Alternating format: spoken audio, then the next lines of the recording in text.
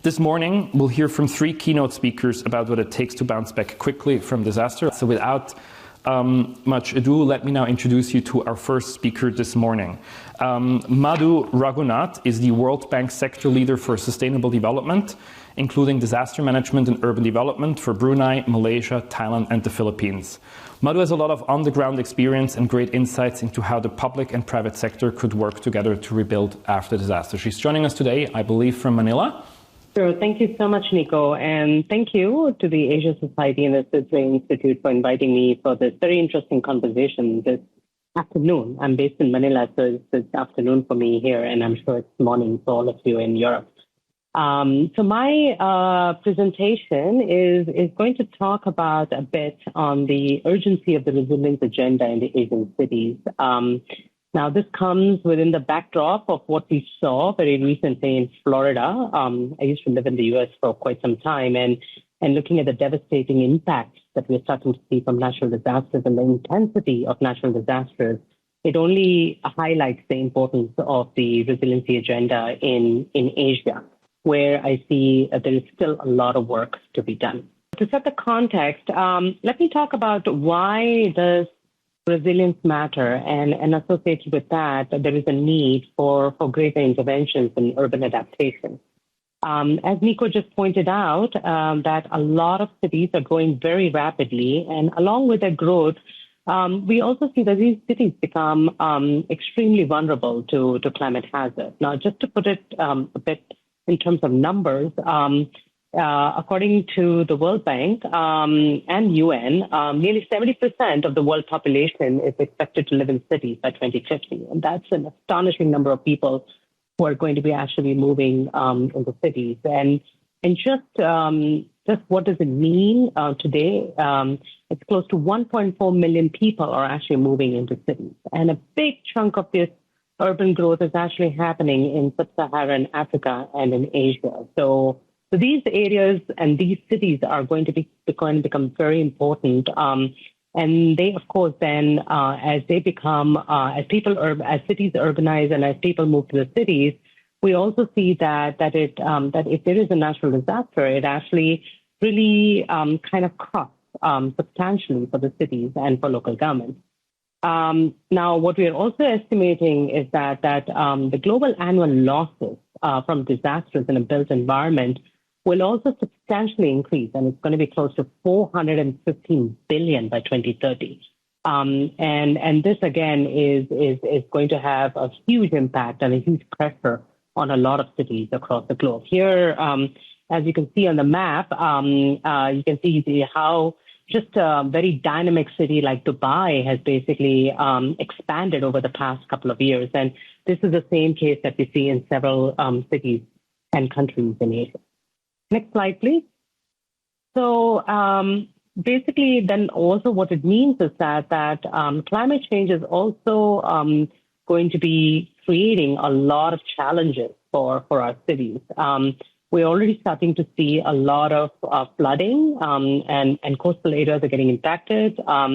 Just this week, we dodged a big bullet in terms of a typhoon that was hitting Manila, which ultimately ended up impacting Vietnam. But just to say that these ecosystems are actually quite intertwined. And with that comes also, if there's just a 4-degree change or a 2-degree change, you can see in the two maps on the right, you can see that the intensity and the impacts of climate change expand substantially, and close to 1.3 billion people are going to get impacted by 2050, and that equates to close to $158 trillion of assets that are also going to be impacted by natural hazards. Next slide, please. While we always kind of pay attention to natural hazards which are very dynamic, like typhoons and hurricanes, I do wanted to highlight the ongoing impact that Asian cities are seeing due to heat increases. Now we're starting to see that air in East Asian cities are becoming 8 degrees centigrade warmer. And just to put it into a perspective, a 1 degree increase in annual mean surface temperature rise increases electricity consumption say by 3 to 4% in Singapore, 4 to 5% in Hong Kong, and 9% in Shanghai. And this just means that with warming climate and with warming urban areas, it's only going to make some of these threats a bit more intense, given that cooling tends to consume a lot of GHG emissions, and that in turn tends to exacerbate the climate problem. So while all this is very grim, I have to say that there is hope. And my next slide will talk about how can we actually plan and start anticipating some of these threats that I was talking about. So the first thing that I think is going to become very important is cities will need to start thinking through resilience in a very comprehensive manner.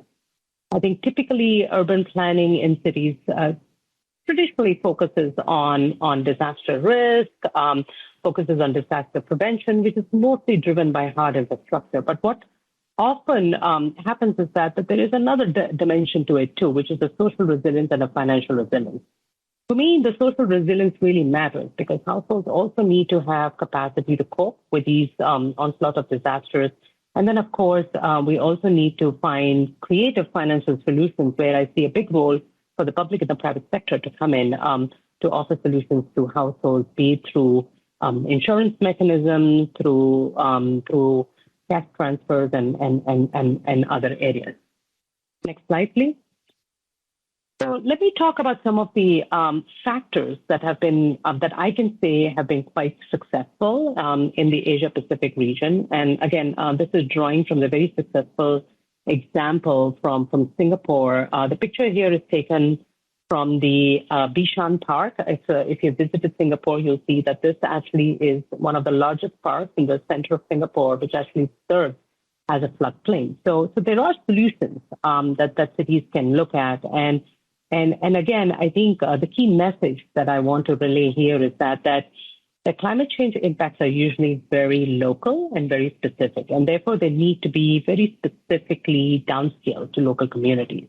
And for this to happen, we need to have good data in place. Without good data, without good modeling, it's very hard to design interventions.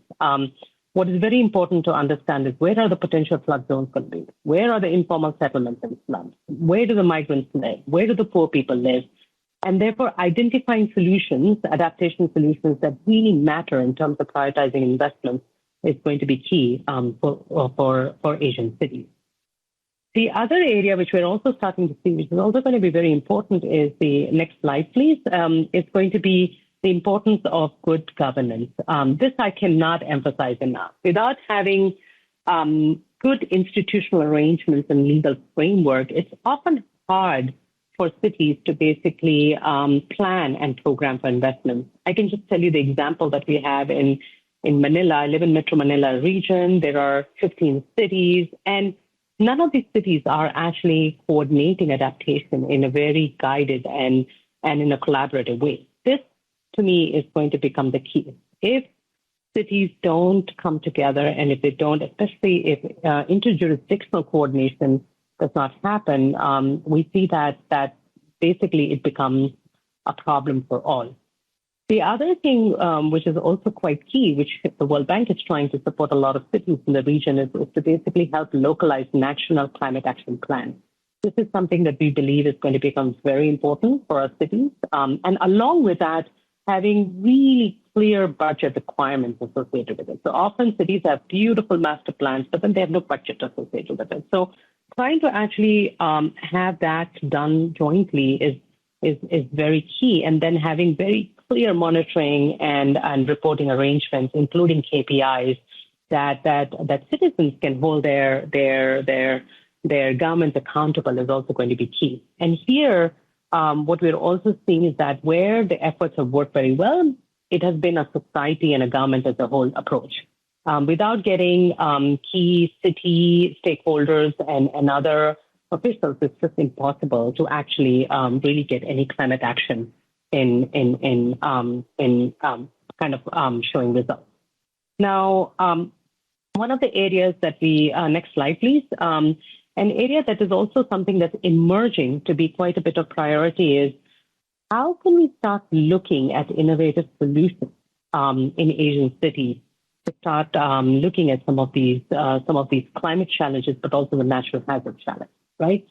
Let me start by talking about climate smart urban form, right? This for me is key. This is very hard to implement. Europe has a lot of good examples, but in Asian cities, they're all growing organically. So one of the areas that we are trying to see is how can we make land use and spatial planning a bit more dynamic rather than the paper-based approach that a lot of cities tend to use in this part of the world.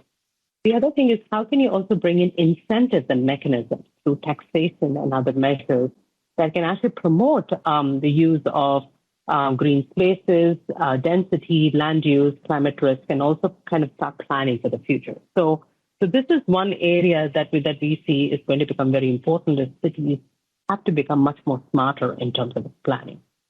The other challenge, which is often a big issue in a lot of Asian cities, be it in Vietnam, Philippines, is the lack of mass transit. So a lot of people generally take private vehicles, they commute by private vehicles, and without having a proper transit system, we've noticed that the city footprint tends to expand very quickly. And this is one area that cities often struggle because they tend to plan their transit after they've urbanized, which is always a big challenge, both from a financing perspective, but also from a resettlement perspective. So one of the areas that we're supporting a lot of cities on is on transit-oriented development, trying to have more land use, value capture around the transit corridors, promote more efficient vehicles so that we can have more cleaner vehicles on the road, and also incentivize lower emission vehicles on the street. The other big area that we also tend to focus on is on low carbon infrastructure and services. Now here it's the basic nuts and bolts of any city government's service delivery mechanism. But here again, we're trying to see how can we make it more efficient, but also make it more resilient, right? So for example, can we start looking at community level infrastructure that can withstand typhoons and hazards? In that one, if there is, at least in Philippines, what we're doing is we're building back better. This country gets battered by 20 typhoons every year. So one of the things that we're working very closely with the government here is to basically make sure that when they build back for a higher intensity event. Same goes for industry, wastewater systems, street lighting, solid waste management. They all go hand in hand. How can we start thinking about these services a bit more dynamically that take into account the changing nature of climate? And last but not the least is the buildings. As we know, you all live in urban cities. Buildings are a big part of the urban landscape. And how do we kind of promote more efficiency, but also look at start retrofitting some of these buildings, right? Because most of these buildings are like 80, 90 years old. They can't withstand big climatic events. So one of our projects here in the Philippines is mostly looking at a seismic retrofitting, but along with that, we're also piloting innovation around energy efficiency measures. So in summary, my last slide, please. To me, there are three key things that given the nature of the Asian cities and where we see the trajectory of the population growth is going to be, there are three key areas that cities will need to start looking at. The first one is trying to build a system, right? A system that's built around planning, finance, and institutional capacity. I mentioned that a bit in my previous slides, is that without having a proper coordinated infrastructure and capital planning, it's going to be next to impossible to kind of manage some of the risks that we see in the cities. And then, of course, it means how do we finance it, right? So this is where some of the, we're hoping that we can attract some of the climate financing into these cities, but also see if we can bring in some innovative measures that we can bring both at the household level, but also at the industrial level, where households can start absorbing more of this risk. And then the third area is on building institutional capacity, because that to me is key. The institutional capacity in most of our countries is extremely weak. And this is an area, as part of any intervention that we do at the World Bank, we tend to focus on that. And of course, kind of structuring some of these actions around adaptation and mitigation, which I just mentioned below. And we see that if you do adaptation and mitigation measures together, they often have a lot of co-benefits which also includes like improved air quality. We have reduced costs for services, more affordable transport and energy, reduced waste. So there's just a lot of co-benefits if these things are kind of thought through a bit more systematically. So just to say that that yes, our cities are exposed to a lot of natural disasters, but I also see today it's the right time for the cities to take action. And if they structure their actions around these three areas, to me, I believe that they can actually meet some of the future risks that they're going to see coming to them. Thank you so much, and I look forward to the discussion. Thank you very much, Madhu. And Madhu will actually join us later for the panel discussion, so we'll hold any questions for then, and we'll take this opportunity to move right along to our next keynote speaker. It's my pleasure to welcome David Lallemant, who is joining us from Singapore. He was actually supposed to be here, but as so often over the last 2.5 years, the pandemic got in the way. So, David, we're glad that you are still able to join us, albeit virtually from Singapore. David is an assistant professor at the Asian School of the Environment at Nanyang Technological University and leads the Disaster Analytics for Society Lab. He focuses on risk and resilience analysis of cities and works on developing improved post-disaster information products for better recovery after disaster. And that's also what he's going to talk about to us today. So David, without further ado, I'll hand over to you for your 20 minutes presentation. Thank you and welcome. Hello, everyone, and thank you again to the Swiss Re Institute and the Asia Society Switzerland for inviting me to share this presentation with you on managing growing risk and recovering stronger from disaster. So as was said, my name is David Lallemant. I'm based in Singapore. And the theme of today on urban resilience and Asian cities and the impacts of disaster on Asian cities is one that's very dear to my heart, in part because I grew up in this part of the world and because in many ways my life has been a series of disasters. So I wanted to share a little bit more about that as an intro. So I grew up in northern Thailand, a beautiful city called Chiang Mai.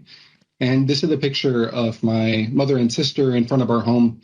And the house was along the river, but as you can see, sometimes the house was in the river.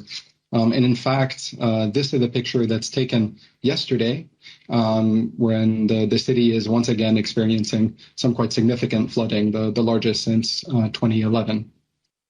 So growing up, I experienced these types of natural hazards and their impacts. I went to university at MIT to study computer science.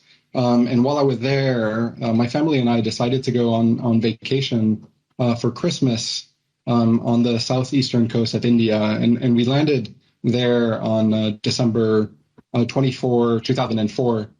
Some of you might remember what happened that day, but it was the day of the 2004 Indian Ocean tsunami. Which was one of the most devastating disasters in recorded history. And while we were safe, witnessing the impact of that event on communities had a profound impact on me. So when I went back to MIT, I decided not to study computer science, but to switch to engineering because I wanted to better understand how natural hazards impact buildings and how we can make our buildings more resilient to these events. There wasn't an earthquake engineering program at MIT, but there were some brilliant people that were studying old buildings. And old buildings are really interesting. Like old people, by definition, they've survived a lot, and they have a lot of experience and a lot to tell us about how the world works. And they've survived a lot of natural hazards, so they can provide a lot of clues about how to maybe build better even for today. And I developed some of the first experimental tests of simple arches to earthquakes. I then thought, well, perhaps another way to build resilience of our built infrastructure is to focus on materials. If we can develop stronger materials, then maybe we can ensure that people's homes and the infrastructure that we live in are unaffected by these events. So I went to Berkeley to study earthquake engineering. This is me pouring hybrid fiber reinforced concrete. I had long hair because that's what you need to do as a graduate student at Berkeley. And so we could develop these types of concretes that can bend in earthquakes with minimal damage. Right as I was finishing my master's research, there was another devastating earthquake in Haiti, which destroyed the capital city of Port-au-Prince. And I was asked by the World Bank to help with a really innovative project, which was a remote sensing and crowdsourced based damage assessment, because the devastation was so widespread that it took a really long time to really understand and quantify the extent of the damage. But they needed someone to go on the ground and verify that what they were seeing from space was actually reflected on the ground. So I went for what was supposed to be a 2-week mission and ended up staying 2 years there, working with the World Bank on various projects, leading the largest house-by-house assessment of buildings through which we provided people with information on the impacts to their homes and advice on how to recover and how to rebuild stronger. So we put together these very visual manuals that people could follow even with minimal or no engineering training. What was very clear from that 2-year experience living in Port-au-Prince is that understanding how buildings behave and even understanding how materials behave was really insufficient to comprehend how entire cities are impacted by these events. And so I went to Stanford to study with some of the people that were leading research on large-scale probabilistic risk analysis. And after that, I stayed on to found the Stanford Urban Resilience Initiative, specifically in order to build kind of more research on this theme of urban resilience.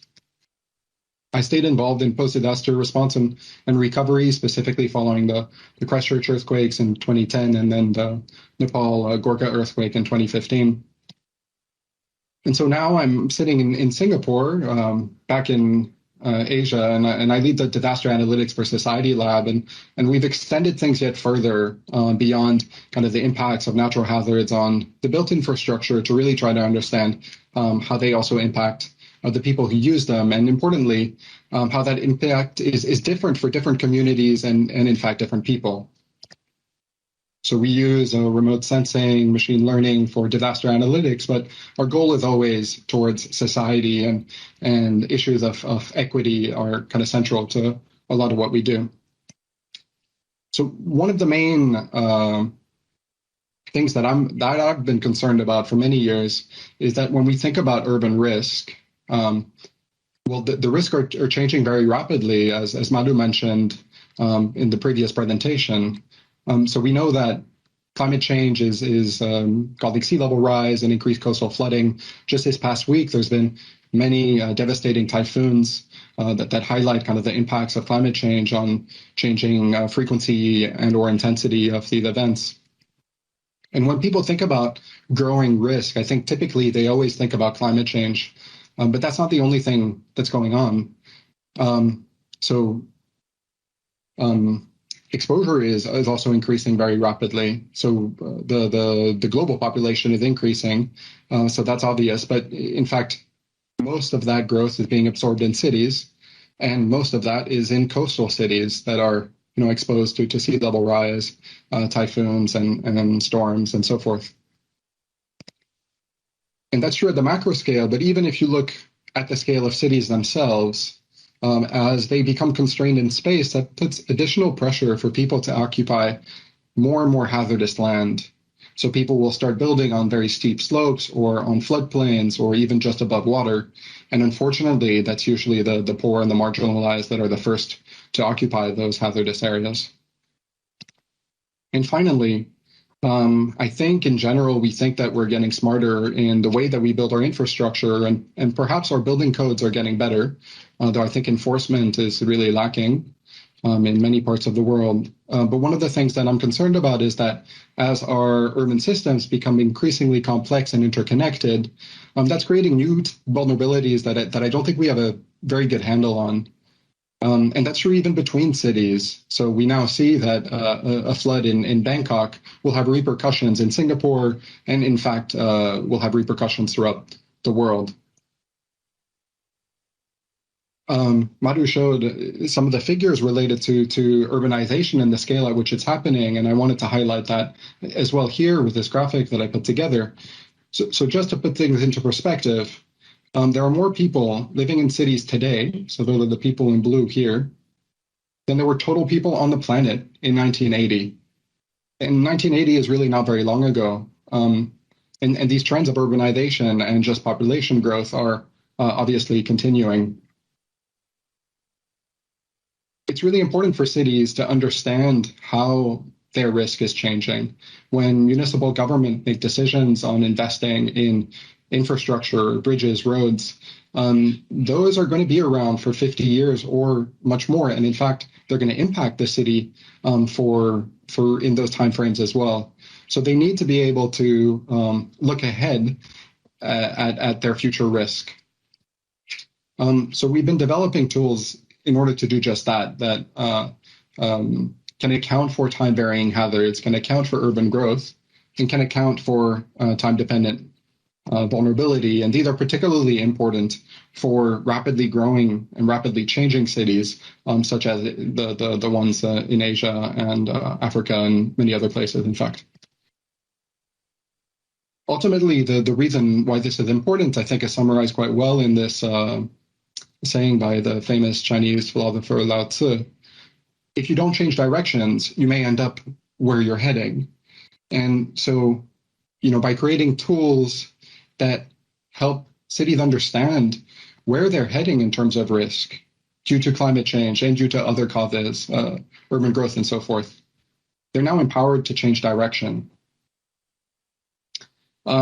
All these graphs I showed were hypothetical, but in fact, we've done this work as well for some specific areas. We did a study in Kathmandu in Nepal, and we're currently doing an even more in-depth one in Manila in the Philippines. As you can see, the city has grown very rapidly in the past few decades. And when I talk about dynamic vulnerability, I haven't talked very much about that, but one of the things that I'm concerned about, particularly in cities like Kathmandu, but in fact many others like this, is this ad hoc process of incremental construction, which is the de facto process of urban growth in many of today's growing cities. So in that context, a household will start with a one-story building and add another floor and add an expansion and so forth. And this is what that might look like in reality in Kathmandu. So these are pictures of buildings in Kathmandu. And as you can imagine, when you add a story and you expand it at every floor, that's not safe to do for earthquakes at least, but in fact for many other hazards as well. So we can put all these things together, changing hazards, changing exposure, changing vulnerability, to start looking at risk trajectories of cities in the de facto state. If cities kind of continue to grow at their current trends. But what's important here is that this is just a prediction model. It's not predetermined. So what if all the new buildings are built to higher standards for earthquakes in this example? That can have a huge impact to reduce risk in the future. And this is really empowering to municipal decision makers because addressing existing risk is really difficult. It's very expensive to retrofit. It's impossible to really displace, or often not a good idea anyway. But addressing future risk is much easier if we know what our risk trajectory is and how to change that. So I showed this slide in the context of the challenge of growing risk. But in fact, another way to think about this is in terms of a tremendous opportunity. In order to meet the needs for urban housing and infrastructure for the next few decades, we will have to construct a lot of things. And if we do that properly, if we do that kind of informed by an understanding of our risk trajectories, then we can really set our cities to a more resilient path. So unfortunately, disasters still do happen.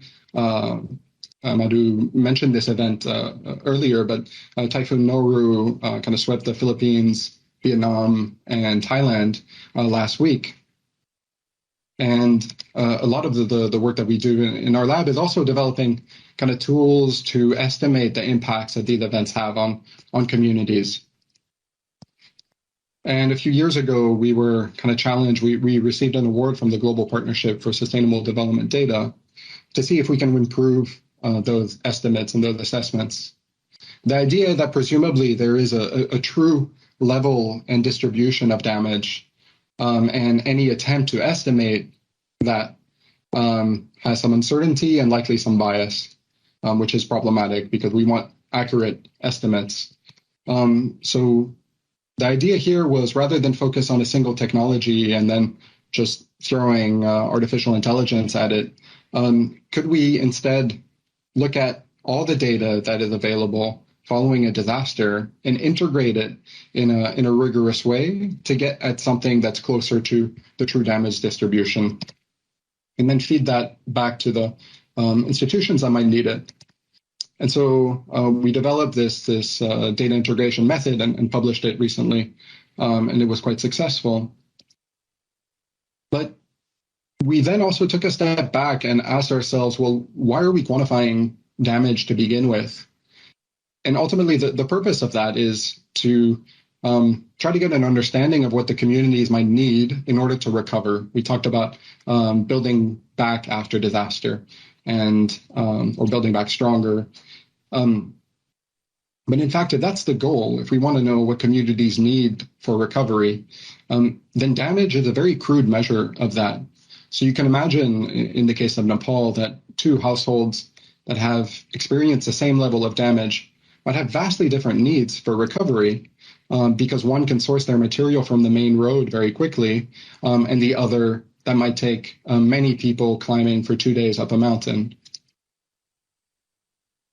And so we're kind of shifting the analysis from disaster impact to this idea of recovery. And perhaps some of you have seen a curve like this before, where you have a disaster and that impacts people's well-being, and then little by little they can recover. And in fact, ideally, when we talk about building back better, it can recover even higher. But what we were really concerned about was actually, how about the communities that are not recovering? And unfortunately, in the case of Nepal, where we did some research, we saw that 5 years after the earthquake, there were quite a few households that were still not recovering from the event. And so we wanted to identify what their obstacles were, and could those obstacles have been identified very quickly after the event, so that there could have been better kind of targeted programs. And so the idea, Madhu mentioned this idea of social resilience, and I think this is a very similar idea, that damage and quantifying damage is important, but there are other things going on. So how is poverty also affecting the ability to recover from disaster? How are things like remoteness affecting the ability to recover, or gender inequity? And so we looked at a lot of these type of social resilience indicators to try to understand if we could identify some of the obstacles to recovery. I just showed this map. We don't have to look at the details, but on the left is what we ended up developing, which is this prediction of non-recovery. And I wanted to just compare this to the actual damage, because the idea is that they're different. And so damage is very important, but it's insufficient to really understand the needs for recovery. So the idea is really to develop that in order to build back stronger, or even just to build back, we need to think not only about the impacts that these events are having on our built infrastructure, but also the way that other kind of social dynamics are at play in order to kind of lead to a more equitable recovery. Okay, so at this point in the presentation, I've talked about how the risk of cities is growing, and then I talked about how many communities are not recovering from disaster, both of which might sound pretty pessimistic. I'm actually quite optimistic, and I try to do that in my work as well. And so one of the challenges that we've been trying to address is that for all of us who are working in disaster risk management, and I think many people in the room are working in disaster risk management, if we do our jobs correctly, then no one knows about it. You hear about the flood. You don't hear about the flood avoided because of good decisions that were made. A case in point, this is a picture of Cyclone Fani, which made landfall in India in 2019. And very few people who I've asked have ever heard of this cyclone. And in fact, it was the largest cyclone to make landfall in India in 20 years.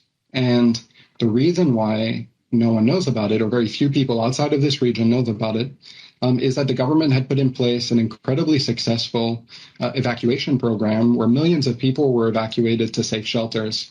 And only 22 people lost their lives, as opposed to thousands that had lost their lives in the event in 1999. Likewise, I mentioned the earthquake in Nepal, and it was a true disaster. But even amid this disaster, there were examples of success. So the government had put together a school retrofitting program, and none of the retrofitted schools suffered any damage, and none of the students in those schools lost their lives. So while people see disasters and they focus entirely on the catastrophe, we wanted to shed light on some of the successes amid disaster, because it's important for us to also learn from the positive lessons, because those are the ones that need to be reproduced, emulated, scaled up in other places. And so we developed this method, which we're calling probabilistic downward counterfactual analysis, which is a mouthful, but it's actually quite simple. The idea is just to imagine what if these disaster risk interventions had not been put in place. And so we reanalyzed the 2015 earthquake in Nepal if the schools had not been retrofitted, and we reanalyzed Cyclone Fani if people had not been evacuated. And what we find is that, despite a lot of uncertainty in both cases, there are likely thousands of lives that were saved from those interventions, and that really deserves celebration. So this was published in the latest UN Global Assessment Report. But what I'm more excited about is that working with the Global Facility for Disaster Reduction and Recovery, we turned this into an Averted Disaster Award, which launched last year and which will be kind of an annual award. So if you know of projects that are very successful, but that are not being recognized, in part likely because they are successful, then please send us your nominations. The first winners will be announced at the upcoming Understanding Risk Forum in Brazil. And if some of you are attending, please do stop by and say hi to me. So in summary, I think there's three main points I wanted to communicate through this presentation. One is that the risk is growing, particularly in cities in Asia, and that they need to account for this changing risk in their decision-making processes. And there are tools that can allow them to do so. That when we think about building back stronger after disaster, bouncing back from disaster, we need to think not only about the physical infrastructure that needs to be rebuilt, but also the social resilience of the communities and how to strengthen that as well, and lead towards more kind of equitable recovery practices. And finally, I think it's really important that we recognize and celebrate a lot of the successes in our field, because it's necessary. We need to do a better job at sharing those lessons and at scaling them in communities that might need them. So with that, thank you very much. I'm sorry that I can't be there in person with you, but. Thank you. Thank you very much, David. This was fantastic. I do love the hand-drawn slides. They're amazing. And I also really like this idea that I think you laid out so succinctly, that the probability of non-recovery and the amount of damage are not necessarily correlated, or at least not linearly. I think that's something incredibly important to keep in mind. So thank you very much, David. And we hope you can join us in person at another occasion. Now, let's move on straight to our third keynote of today. which will be delivered by Arif Hasan, who is an award-winning architect, urban planner, and social researcher, joining us from Karachi in Pakistan today. Arif will talk about what is needed to get a city up and running again after disaster strikes. Pakistan, as we all know, is currently suffering from what is described as the worst flooding in the country's history. Arif has told us that Karachi is still going okay at the moment, but he has first-hand experience of floods hitting the city before and has plenty of ideas of what is needed to bounce back after that. Arif, thank you so much for joining us today from Karachi, and I will hand over to you right away for your keynote. Well, thank you very much for having invited me. And I am from Karachi, as you have said. It's a city of over 20 million, large city, and the population is increasing quite rapidly. Over the last few years, Karachi has been subjected to massive flooding. Although it's in the desert and we are not used to rains. But in 2020, 2019 as well to some extent, 2020, 2021 and 22, the rains have been huge, which has flooded the city that was not prepared to receive them because we have not had rains normally. We have a few days of rains, 4 or 5 days of rains in a year. But this was huge. And so the streets of the city were turned into raging rivers, but somehow the city kept functioning. And we have been monitoring the city for years. That is the organization I work for, which is the Urban Resource Center and the Urangi Pilot Project. We've been monitoring the city for years, and so we have monitored the floods as well.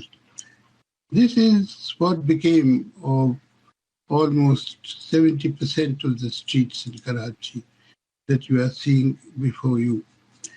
And our question was, basically, what happened to the southwest monsoon that it changed its course, it changed its intensity, and more important than either of these two things is that it brought about a huge change in the direction of the winds from across the Arabian Sea.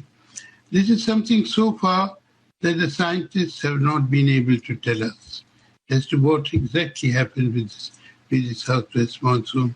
We have changed to this extent, but hopefully with the research going on, we will probably know more about it in a few months' time.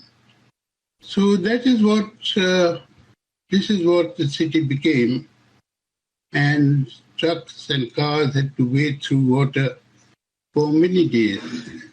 So this, in spite of the floods and the difficulties involved in trading, commerce, etc., trucks carrying food, trucks carrying milk from the countryside kept coming to Karachi. They did not stop. And I will discuss the reasons why they did not stop, because I think those reasons are important. This is the situation in almost the entire city. You see the old city in one side, you see a new neighborhood in the other, and you see a bus, a van trying to make its journey through more than knee-deep water. Well, in spite of all this massive flooding, the city not only bounces back, but also it does not stop functioning. Now, the question is, why does it bounce back and why does it not stop functioning? And here I would like to give you some of the reasons, which I'm not going to explain in full, but leave it to you to make sense of, because those explanations would take too long a time. The reasons are that this explains the reasons. You have three entrance points to the city of Karachi. Entrance point number one is from the west. It connects the city to Balochistan, and through this point, dry fruit and other fruit as well, pomegranate mainly and peach, come into the city. But this point number one is more important because manufacturing items go out of the city from here. So the area north of this area, Balochistan especially, depends heavily on the manufactured items that go to it from the city of Karachi. Just next to this entrance point, you have a river, you call it a stream rather than a river, which is known as the Hub Stream. And so even if there is flooding, this place remains comparatively flood-free because the flood is taken away by the river. The river absorbs it to a great extent. Number two is the entrance to the Sabzi Mandi or the vegetable market from the north of the city. And again over here, there is the Mali River within less than a kilometer. And most of the area remains comparatively flood-free because there is a river nearby which takes the flood. Number three is the outlet to the east. This is not a very important outlet. It becomes functional really only when there are heavy floods. This is the gateway to the vegetable market. And this photograph was taken 3 or 4 days after the rains, and it's absolutely dry.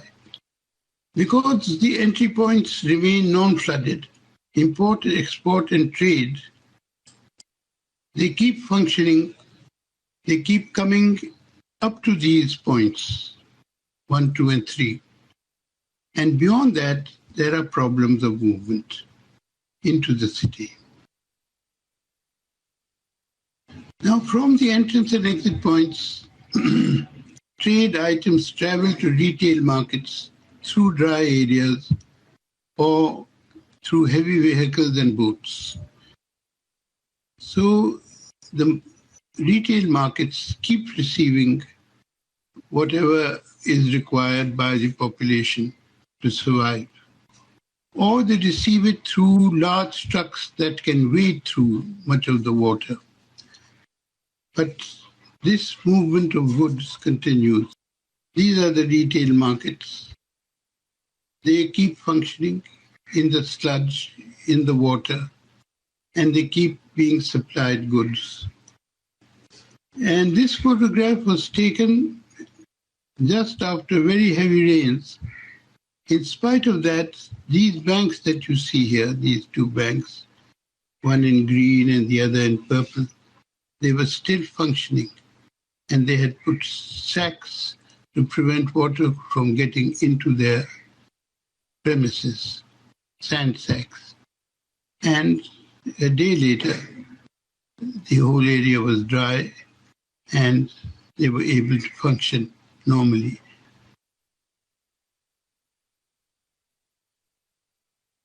Now, what is important to understand is that if the 3 entrance-exit points were not free of flooding, that is, they did not have any outlet for the water in the shape of hill torrents or some sort of river, seasonal river, this commerce would not have been possible. This is simply because the water at these 3 points, which are entry and exit points, could be disposed of. Next. But there are vulnerabilities. Such as this year, the bridge over Exit 1, the Hub River Bridge, collapsed. And because it collapsed, there was absolutely no trade that took place between Exit 1 and Karachi's northwestern region. So manufactured items that usually went from here to the area beyond Exit 1 simply did not happen, as a result of which there was huge economic loss to the region beyond Exit 1. However, the same bridge met a similar fate 2 years ago as well. Now the problem is, if it met the same fate 2 years ago as well, why did we not have a bridge constructed that could take the power of the water? Now, the reason for that has been given in the inquiries that took place is that the bridges were designed, both of them, by normal engineering standards. So there is a need. This means that there is a need to review the standards and to have higher standards to take the power of the water and the changing pattern of the monsoon. The other thing that helps Karachi in being resilient to these disasters is that its philanthropic organizations provide free food to literally tens of thousands of people per day, making life during the floods bearable. Otherwise, also to provide food in normal period also, but that's to a much lesser extent. This food is provided under bridges, it's provided wherever there is a dry enough space, and it's provided on the floor where people squat and eat. And anybody can come and eat here. They don't check as to whether you are from a flood area or not, because that would be almost impossible to verify. Now, the actors that make the functioning of trade and commerce possible are transporters, sub-transporters, wholesalers at the markets, middlemen, retailers, general public, welfare organizations, and government agencies. They all work together. They have learned to work together. Actually, they were completely separate entities, but the floods have brought them closer together. And I think with the next floods, when they take place, they will have consolidated to some extent their relationships. The most important role here that is played is by the transporters, who from the rural areas of the city bring in food, milk, they bring in other necessities of daily life into the city, mainly agriculture, related to agricultural product. So they are probably the most important players in this drama because they perform this very important function. The others are the sub-transporters that carry this in very difficult conditions to the retail markets of the city. And this they do in huge trucks that can go through the flooded streets or through boats. So they are also a very important players in this. Then it's the wholesalers at the market, at the main markets, who store this food that comes in.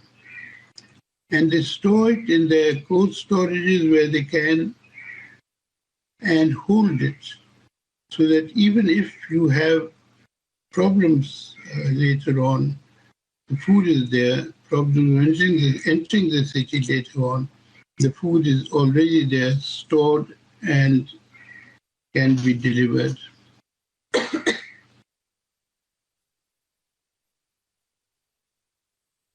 Then you have the general public, which has learnt, by the way, to make use of what is available through the transporters and the retail markets they're able to continue dealing with the retailing outlets and supporting them financially by purchasing goods from them.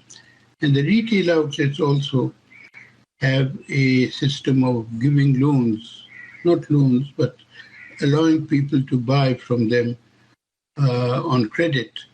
This is very well organized. The system of purchasing on credit and paying later on whenever you have money. And in some cases, there are also arrangements to pay on credit in small installments over a rather long period of time.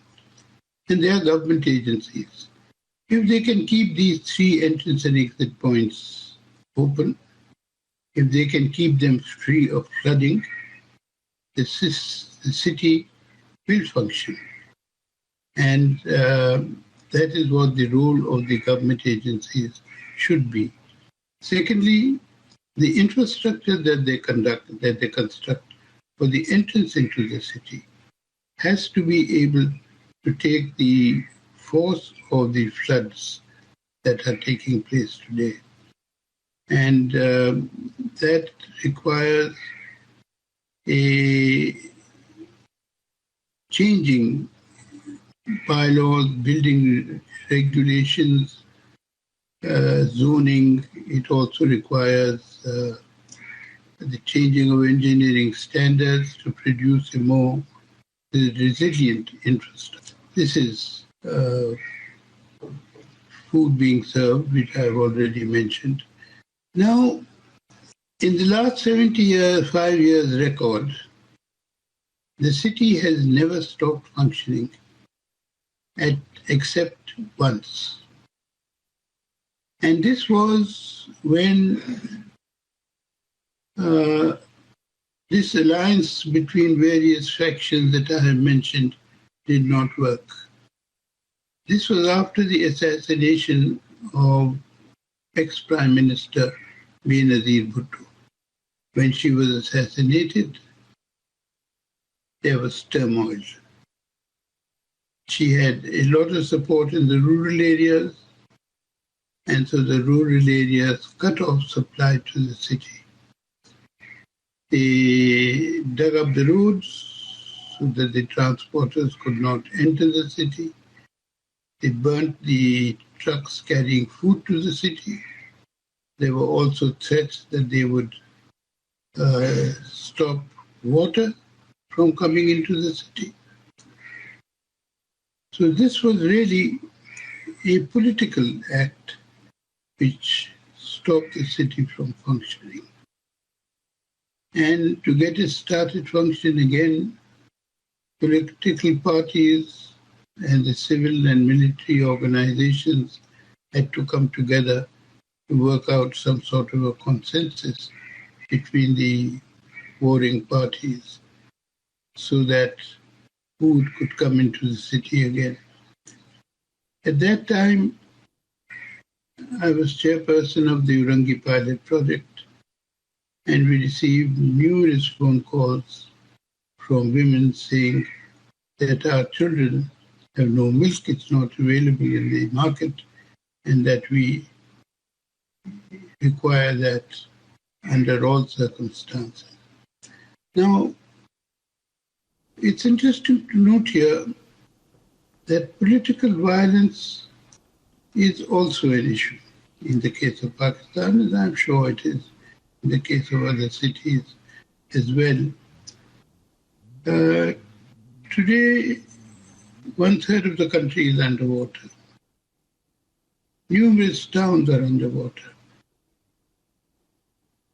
But they do not have the luxury of having dry entry and exit points as Karachi has.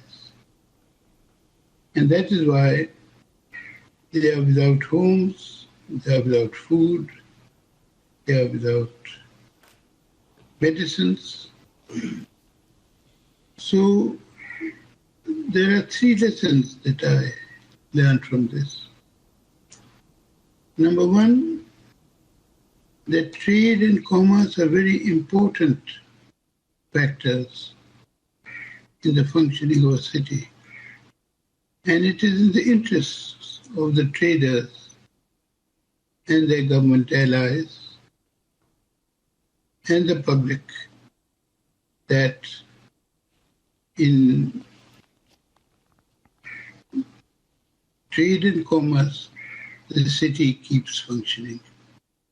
This is a very important factor.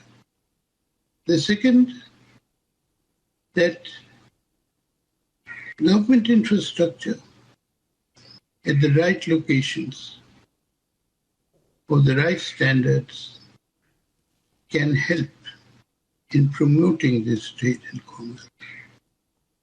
And lastly, the diet and social needs of the communities affected by the floods can be played effectively by philanthropic organizations if they are organized for it.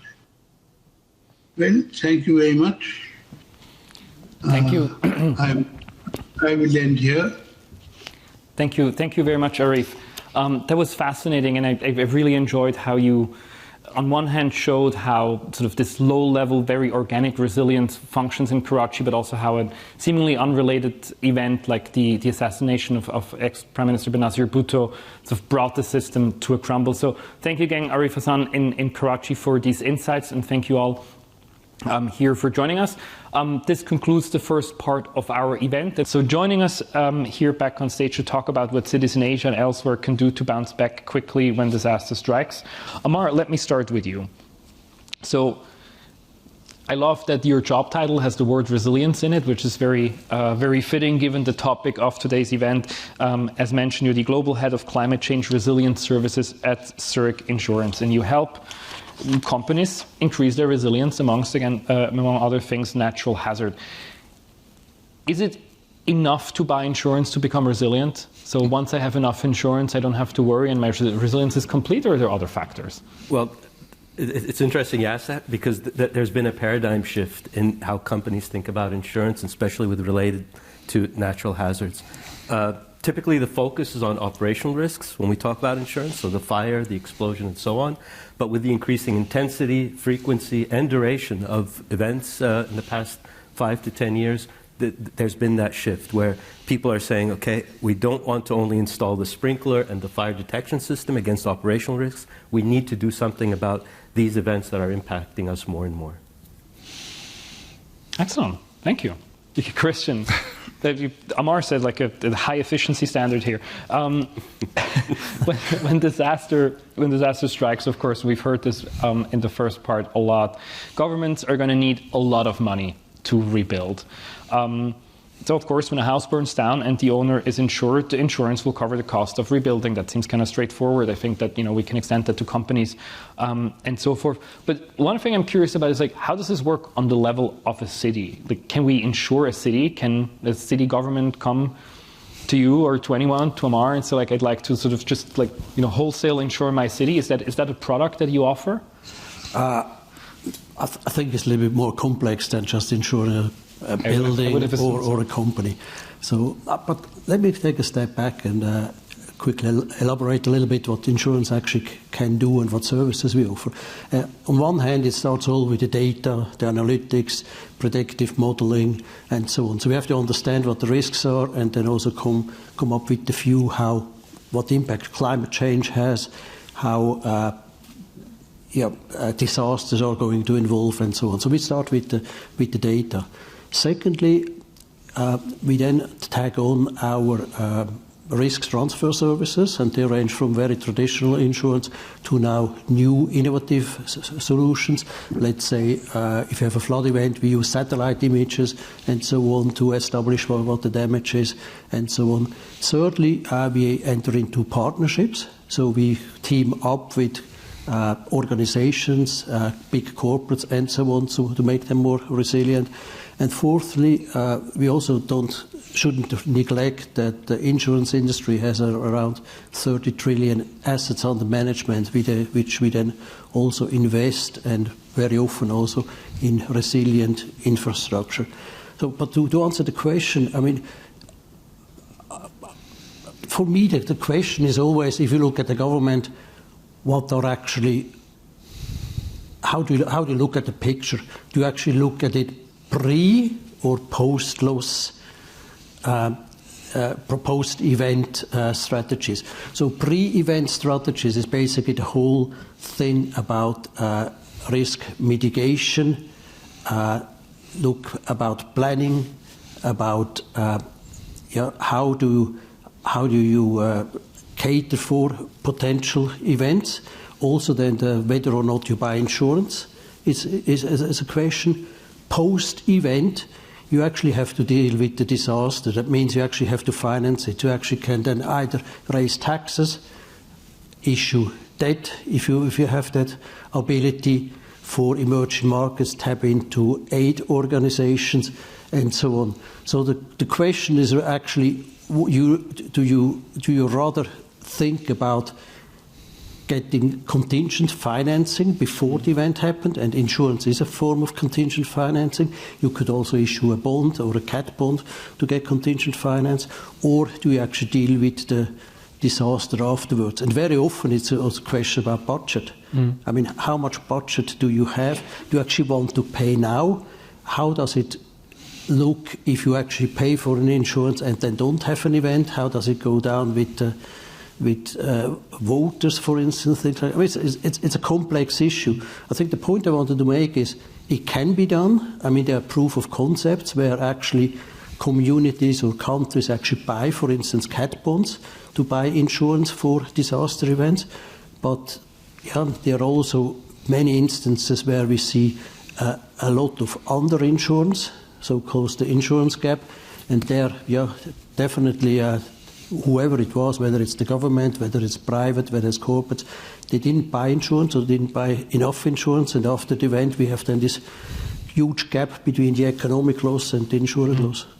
And we're definitely going to come back to the question of how much insurance is enough insurance, and why maybe some cities don't buy it. But let me first ask Thomas. Thomas, you spend a lot of time in cities. You're a city aficionado. You look at cities, you compare cities, you've advised many of these cities. So when you spend time in Asian cities, which resilience strategies do you see? So how are these cities on the ground actually trying to become more resilient? What have you observed? One interesting aspect which came a little, actually Madu talked about it in her first presentation, is, we saw a lot of pictures, images of flooding and earthquakes and all that stuff. But one point I like to, stress is also the social risks. And one interesting aspect here in Asian cities, and that's actually where Asian cities are probably leading even the world, leading in a good or bad way, you can choose, is the way of how they are structured, and there's an interesting phenomenon to see. It's called enclave urbanism. Basically, so the question when we have, when we talked about the last, couple of presentations, my key question would be, which city, what city?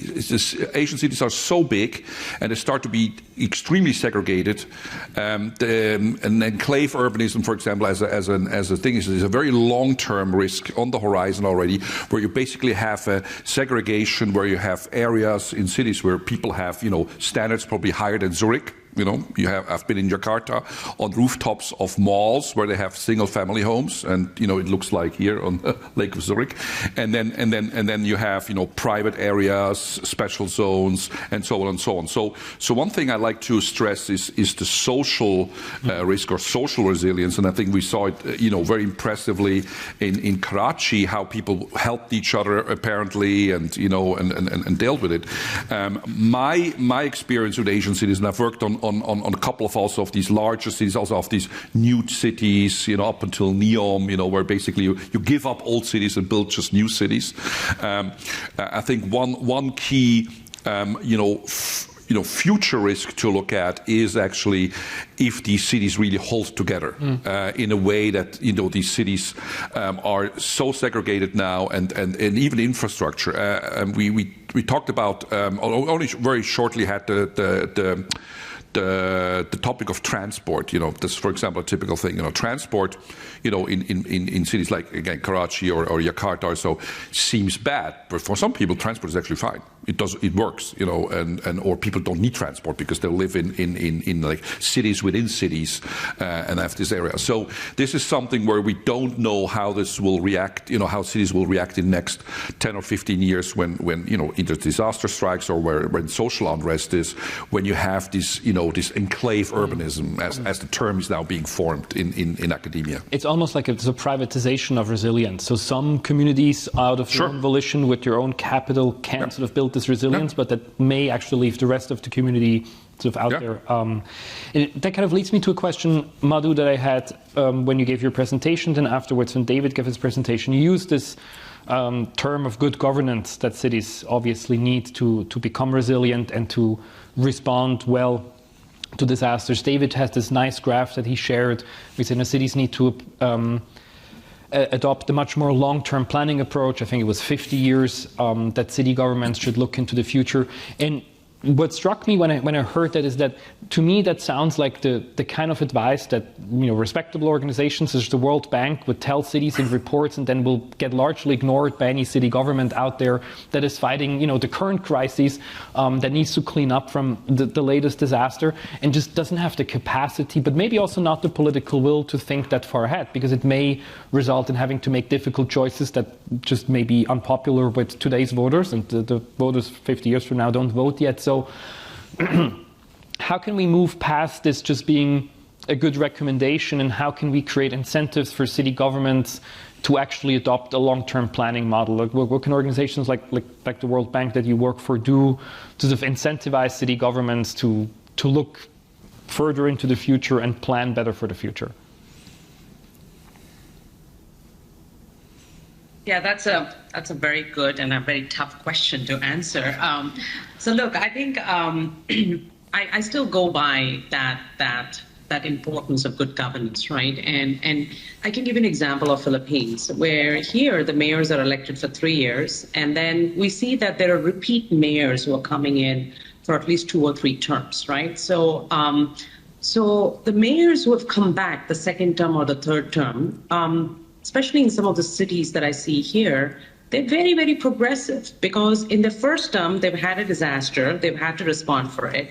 And then they start to think, oh, you know what? Now I need to start doing things differently. So just to give an example, there's a city called Baguio, which is very close by. It's a beautiful hill station. It's facing a classic urban pressure because it's a tourist city. There's a lot of people coming in, and unfortunately today they have traffic issues, plus they've had deforestation, so they're experiencing landslides and they don't have water, right? So this mayor, who was in a second term, basically said, for me, my priority right now is I need to get water for my citizens. I need to make sure that at least these landslides can be prevented. So let me focus a bit more on forestation and not promote more deforestation. I want to kind of look at the capacity carrying constraints in the city. And I also want to start thinking through, how do I actually manage the transportation around the city, right? So this is what is happening. I'm seeing consistently in a lot of cities in Asia, is that they are kind of using a crisis to really do something better, right? We also see a lot of examples where they don't do much. Bangkok is a classic example. They had one great flood, and after that they did a little bit of adjustments, but now they're facing the same issue again. So I see that with this increasing intensity of natural hazards, these mayors have to respond, and they have to find a way to kind of deal with some of these issues. So that, in a way, promotes governance, right? Because planning, to me, is it's a good concept, but I've never seen it work very well, except for Singapore, right? where they can plan. But the other cities don't have that luxury, but it's more about trying to get that leadership that's a bit more forward thinking, that can look at these issues. And one of the things that we also do a lot at the bank is we do a lot of knowledge exchange with other cities. And I feel that's a very powerful medium, because cities learn from each other. right? Mayors want to learn from each other. And once they go to countries like Korea or other places, they're like, oh, I want to do the same thing here, right? So there's a lot of demonstration effect that you can see from some of the cities that have done very well that kind of now a lot of cities in Asia are trying to do. But this goes back again to the point that the previous speaker was basically saying. Right now, the inequality is extremely high in these cities. There are these areas which are really poor, areas that are super rich, that look like, look like Singapore. And so the challenge is going to be, how are you going to manage that contradictions that exist in urban areas? And for me, that again boils down to having a good leader and trying to equalize some of these service delivery issues across these neighborhoods and jurisdictions.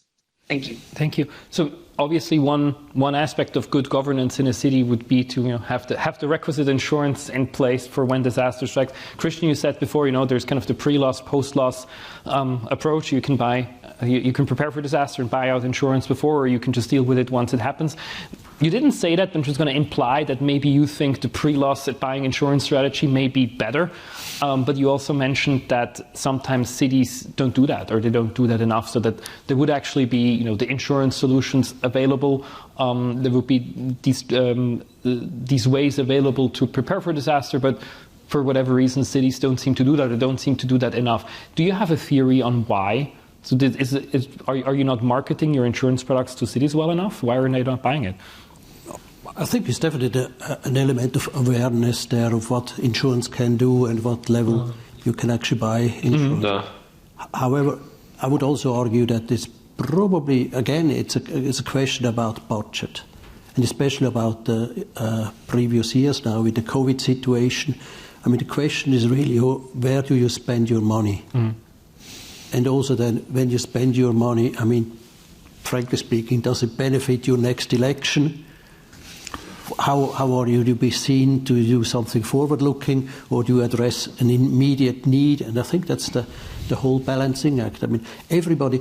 I mean, if you actually look at the economics of climate change, for instance, and there are some studies, you can actually look what climate adaptation measures are and how they pay. For instance, if you have a flood every year, so what is cheaper to deal with the flood and the broader economic consequences of the flood, or actually think about how to deal with the event itself, basically put the infrastructure in place, you pay for it once, but then you actually prevent future events. So how do you do the whole balance between future events and current events when you pay for it? I mean, there's a whole discussion. I think it's probably not the right and wrong, but I think the point we wanted to make is that we can actually assist in the whole discussion, and we can help also then to at least to get the financial means in place if events strike, so that governments, societies, cities can actually deal with these events.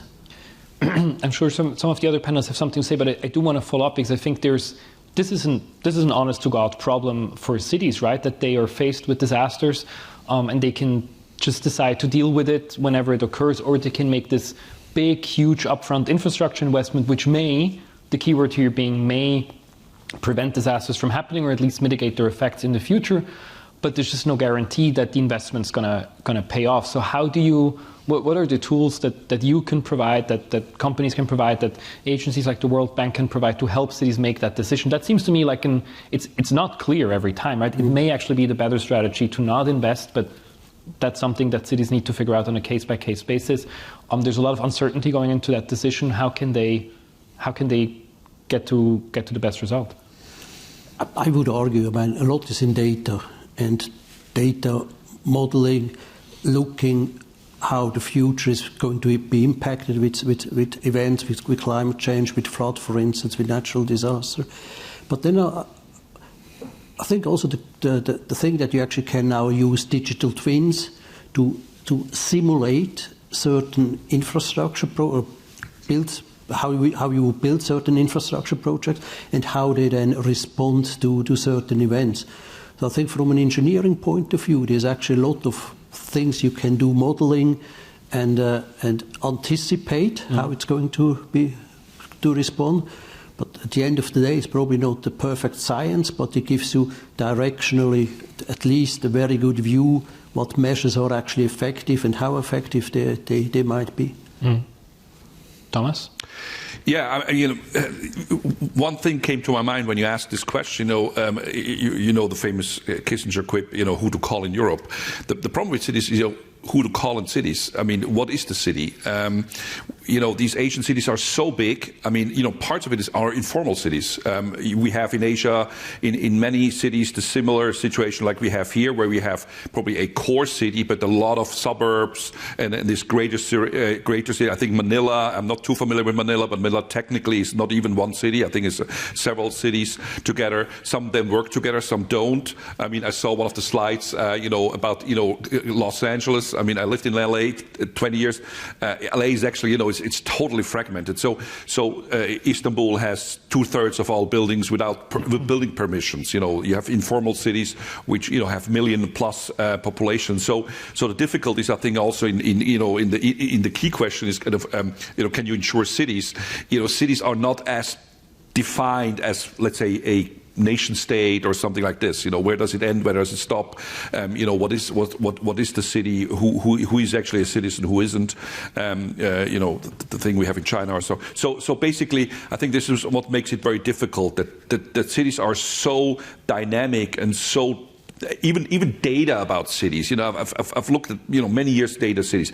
It's always incomplete because, again, a lot of informality, a lot of things who are not in the jurisdiction of the city, a lot of, again, private stuff. So I think this makes it even more difficult. So my point, and then what I saw this morning, made me also happy, so to say. I think we need small solutions also. We cannot only go for big resilience. And I was impressed by the Karachi response, actually, that at the end of the day it's about table and eating. And somehow getting to the market, that simple in 3 gates for 20 million. I was scared, So I think we need also to look for small, little local solutions and local infrastructure, because again, it's very difficult to define what a city is and what the city is and who to call in cities. Mayors, we have in some cities we have super weak mayor systems where the mayor is more or less.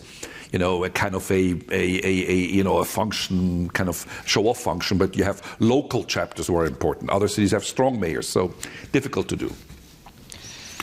One thing that also came up this morning in some of the keynotes is this slogan, which of course has now been also popularized by the US government, of building back better. And I kind of like this notion, right, that it's almost like seeing opportunity in disasters. So like, well, if you have to build back anyway, like we may build back better. Amar, but is there also a trade-off between wanting to do it right, to build back better, to make sure that the recovery will lead to more resilience, and building back faster? Because of course, once disaster strikes, speed is also of the essence. Communities are hurting. The faster you can deliver help, the faster you can rebuild, the better. So the better. Is there almost a trade-off to getting communities back to where they were before the disaster quickly, or taking more time to increase the standard? How can we think about that? Yeah, there shouldn't be a trade-off between the two, but the reality is there is. I mean, you look at Christchurch earthquake, that was around 10 years ago. There's still reconstruction going on. And this is a developed country, so the situation's even worse in other countries. I'd like to come back to, there are many points that were made, and I want to sacrifice the short time I gave in the beginning to answer and expound a little bit. Sure. First of all, when we talk about corporations, they're not homogeneous entities. You have the same as cities, you have people with different objectives, with different perceptions of risk. The second thing is corporations are not isolated from the communities in which they operate. They're very much connected. So building back better or building a resilient production facility or a service facility makes no sense if it's isolated from the local community. Your workers can't get to your place of residence, or if you have no power or no water or gas, it doesn't work. Yeah. So what we're finding more and more is that public-private cooperation is getting stronger and stronger. But as was mentioned previously, who do you talk to? The most powerful way to bring about, to align the different objectives of the different stakeholders is through stories. And David mentioned the downward counterfactual analysis. Yeah? So there's the downward and there's the upward counterfactual analysis, which is basically a story. Yeah? What went wrong? or what went right. That's another way to put it. And if you structure that story in a systematic way, everyone will see what the risks are. And you could start off, you don't start off with the hazard level. That's another thing that I liked with what David presented. You have the three components of risk: the exposure, the hazard level, and the vulnerability. And we always focus on climate change from the hazard perspective. But if we start with the exposure, then you have the commonality between the different stakeholders. Where are your pain points? Is it re-election? Yeah? Is it the people? Is it the number of casualties? Is it your revenue? Is it your profit? That's where you start off from.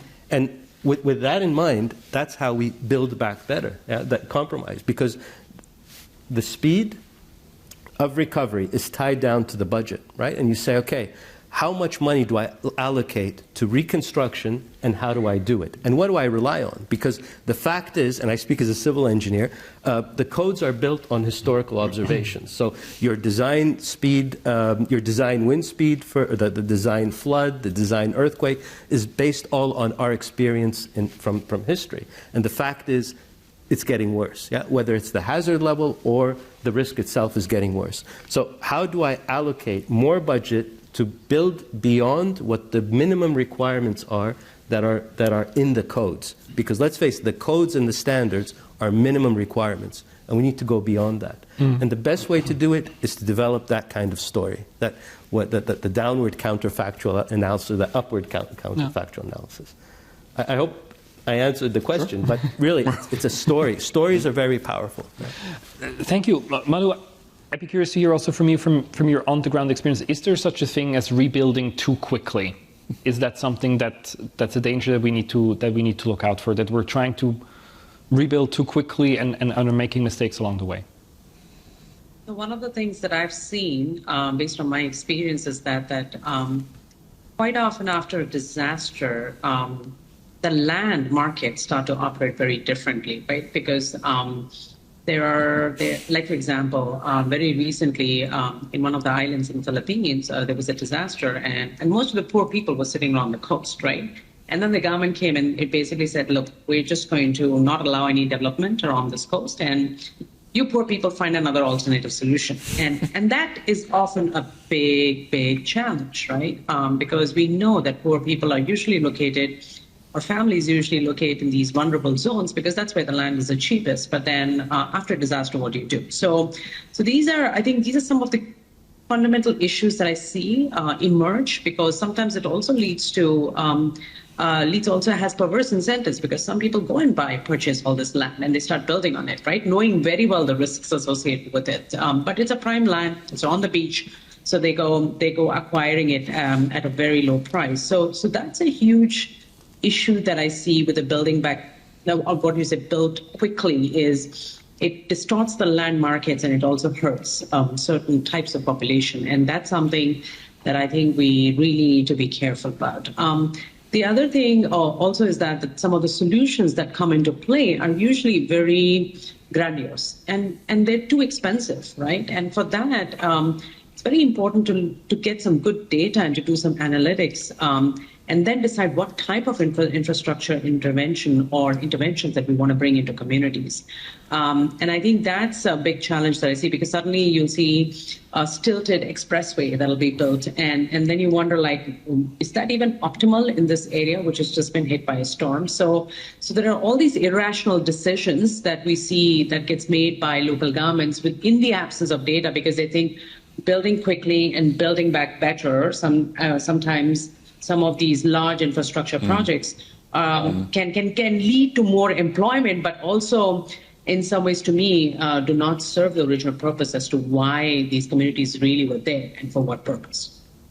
Can I quickly follow up with that? The problem with building back quickly is that quality suffers. Yeah, and we talk about standards, but ensuring that the standards are effectively implemented on a construction site, that's a different problem. Yeah? So we need to balance quality with speed. Yeah?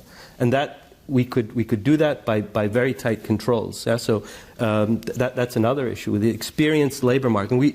This is not only an issue in Asia or the developing world, it's also in the developed world. I mean, come back to Christchurch again. The problem with poor contractors with minimum experience or no experience at all is a big issue. But it's a booming market. Recovery is an opportunity, and many people take advantage of it. Mm. I think the problem here that you describe is almost that quality and speed, which you mentioned, and cost form this triangle where you always you can pick two of them but not all three. So you can, if you want quality and speed at the same time, it's just going to cost a lot of money, and that again brings us back to the financing issue. Yeah, very quickly. Madu, again, it's spot on. I think what I've seen in many Asian cities, Southeast Asia, South Asia, even Northeast, what you mentioned, just when you build back with a pet project or so, with a key infrastructure which looks great or so. I know we're at Swiss Re, but still, there's this expression of archi-porn where you basically build a fantastic, art museum. It's just cool to be in the magazines. And there's kind of infrastructure porn, where you have a very interesting, sleek-looking infrastructure, looks great, makes your mayor be big at some conferences, but actually does not help too much. It's often counter I saw it in transport, I saw it in other infrastructure. These kind of infrastructure pet projects who look great, but often are only for a few people, or it doesn't have to be a segregation thing, but are not logical for this type of city or so. So there's a very big danger of, after disasters or game changers, to build these kind of highly visible, fancy pet infrastructure projects, which often do not help these type of cities. Mm-hmm. Christian, you're head of infrastructure solutions, so I do want to follow up with you on this. I think it's an interesting notion about infrastructure pet projects, and I think that it makes sense to me because they're highly visible, right? The mayor can showcase to their voters that something has happened, but it's also just easier to measure that progress was made than if you try to more bottom-up approach. So how do you avoid the infrastructure pet project trap? Infra porn. Yes, I know. Not sure whether you can avoid it or not. I mean, there are always architects or mayors or whatever who want to have a landmark. The point I want to make is if you look at future infrastructure, two things. Firstly, if you build infrastructure, these infrastructure buildings, whatever they are normally in place for a long time. Mm-hmm. So if you do a power plant, it's 40 years. If you have a road, it's decades and so on. So the real issue is nowadays to see that these infrastructure projects are actually resilient, sustainable, the way you build it, and then resilient towards future events. And I think that's probably it. Whether you put then a design around it that makes it a landmark or not, I think that's, for me, a little bit secondary. I mean, the main issue really is, if you look at basic infrastructure projects, social infrastructure projects, how resilient these projects are and how sustainable it is, how they are built. Mm. I want to turn also to some audience questions. We've received quite a lot already here through Slido. We also have a microphone in the room. But let me first ask, just because I see it nicely here on my slide, I'll come back to you in the audience. Let me ask one question to Madhu that we've received through Slido, which has come up before as well, and that is about the role of nature. And just because we've talked about big infrastructure projects, there's this whole term, in climate change resilience on nature-based solutions. And the question here is, what role does nature play in in the resilience strategies of Asian cities, right? How can we sort of almost reintroduce nature into some of these cities? Madhu, what are some of the approaches that you've seen there? I know you've talked about the heat islands, which to me is always this prime example of what happens if you just basically plaster concrete over everything. So how can we reintroduce nature while also taking into account that these cities are dense and need to stay dense just to account for the growth that they're experiencing?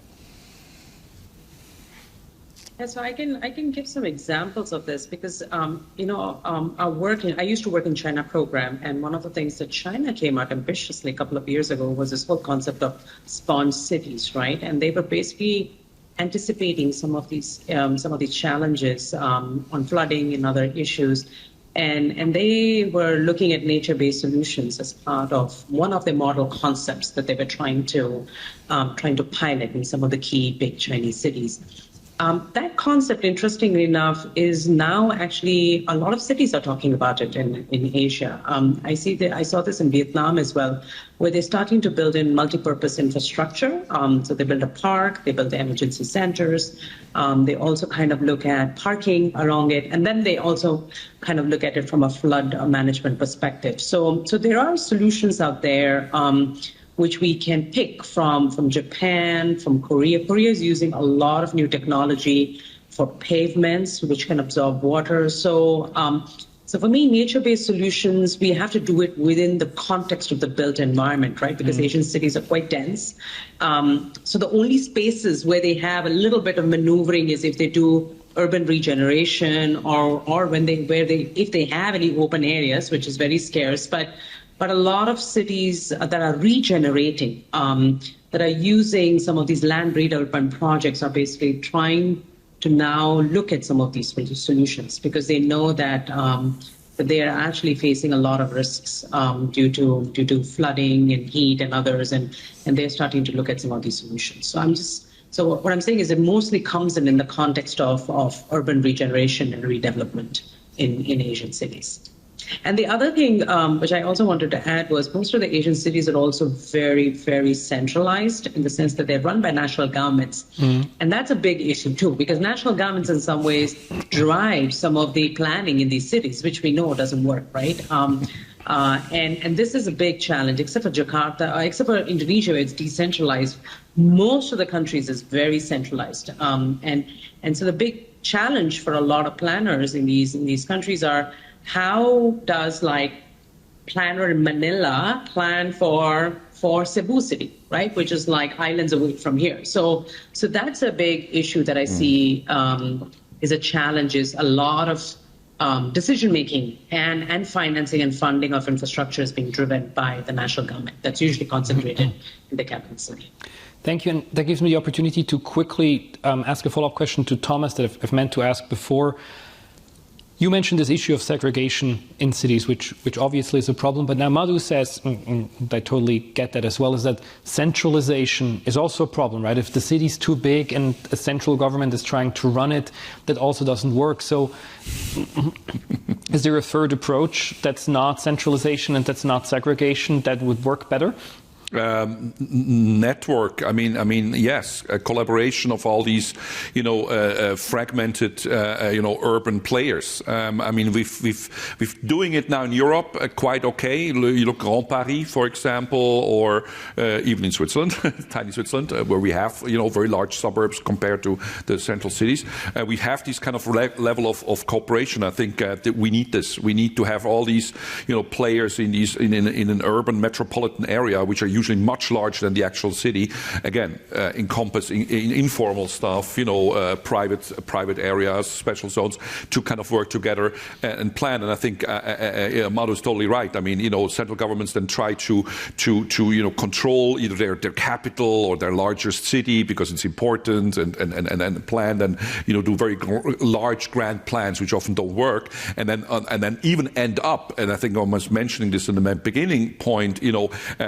I start to see a tendency again. We had it in the 60s in Latin America, in some parts of India or so. Again, a tendency to, if the city becomes too big and too extreme, let's give it up. Let's build a new city somewhere. I mean, Indonesia's, new capital, from scratch, is also basically a pushback. And Jakarta basically say, okay, you've been, you're not governable anymore. You're too extreme. And I think this tendency, which I see on the horizon again, coming back, say, okay, you see it in the Arab Peninsula. So okay, let's build just a completely new city and let's make everything better then. And we've seen in all these super master plan cities, they're usually not resilient at all. They fall prey to the first disaster or problem coming. So yes, somehow a middle ground between non-governmental and non-governable and central government, but it's difficult to do because again, who to call it cities? We had a question from the audience. The microphone is right behind you.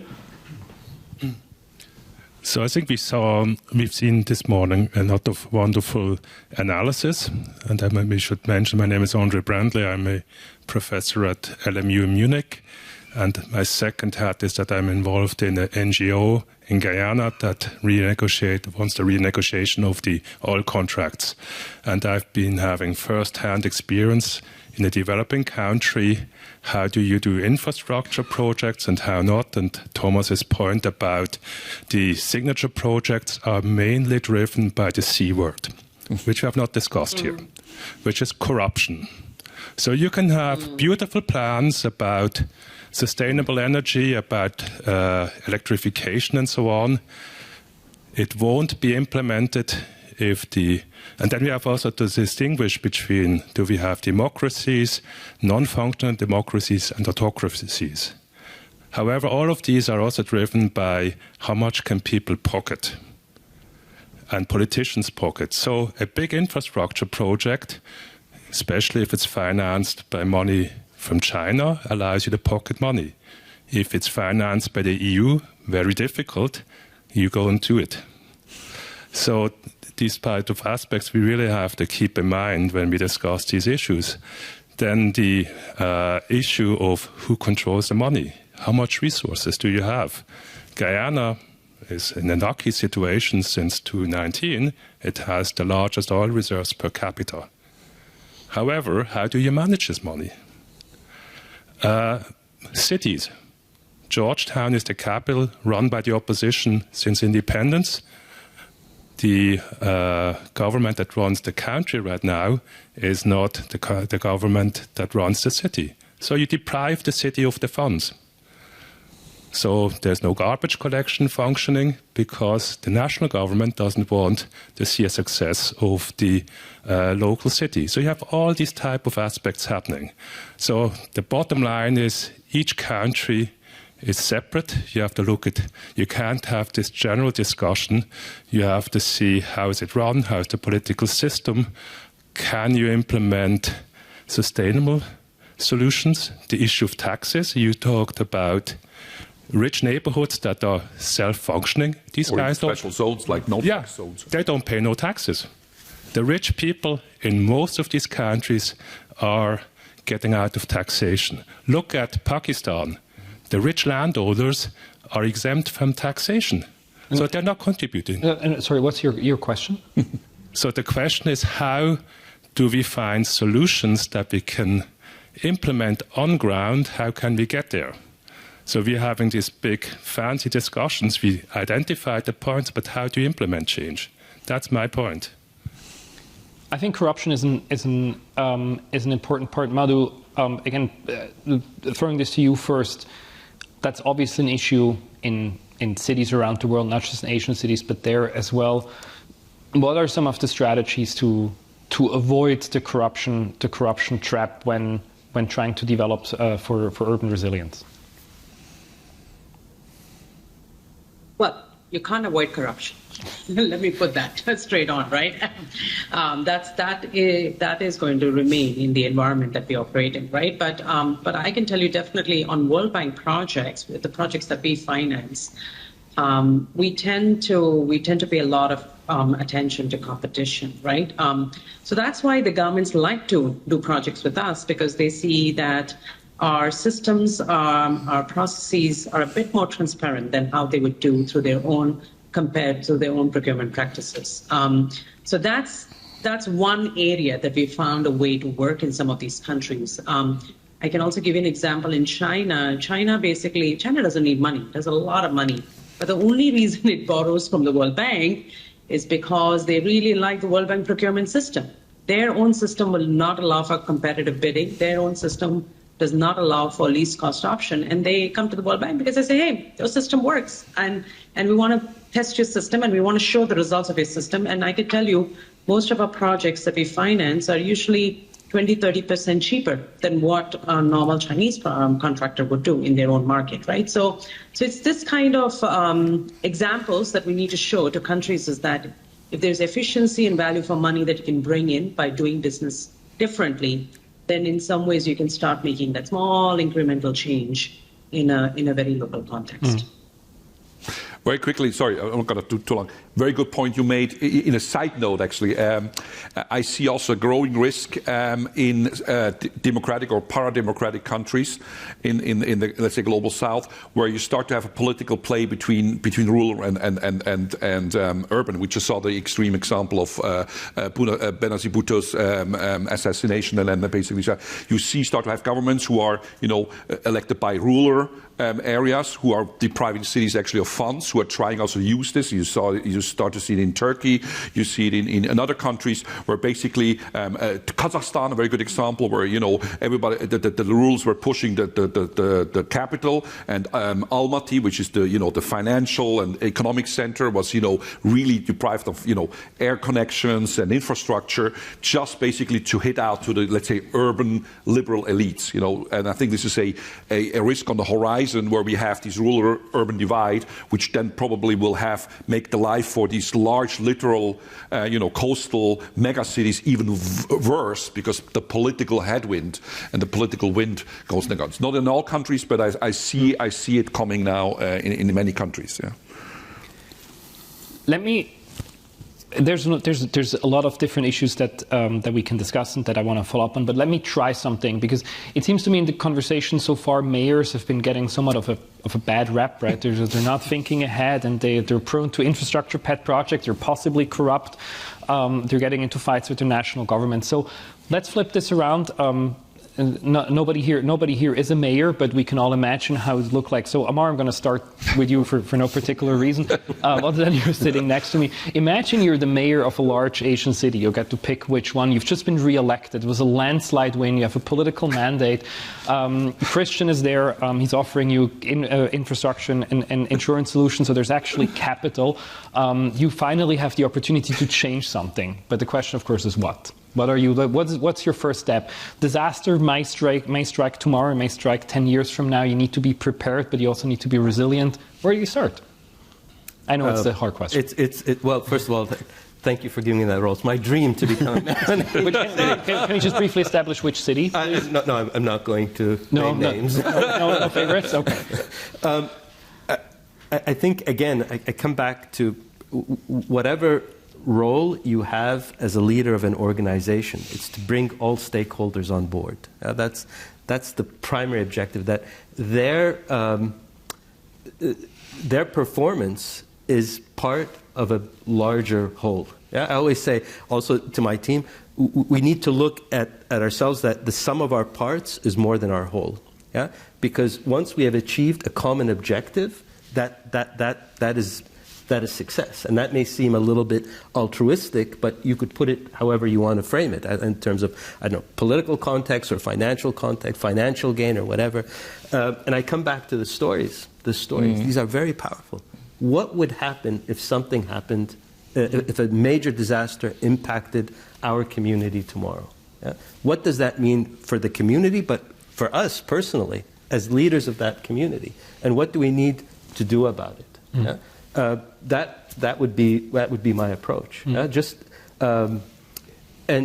that is the fundamental approach when you do any risk assessment, is you identify what the risks are, you assess the risks, you quantify them, and then you do something about them.